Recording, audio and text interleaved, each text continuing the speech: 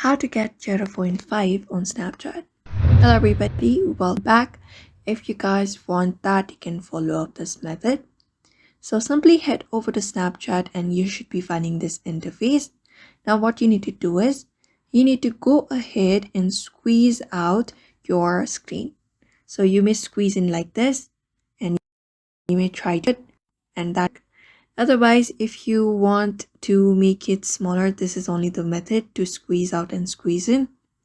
We don't have the 0.5 camera direct feature, so the only way is squeezing your screen. So it may not work on all of the screens on Snapchat. So if that is working, all you gotta do is squeeze it in and you should be finding it getting smaller. So that's it for now. That is how you get 0.5 on Snapchat.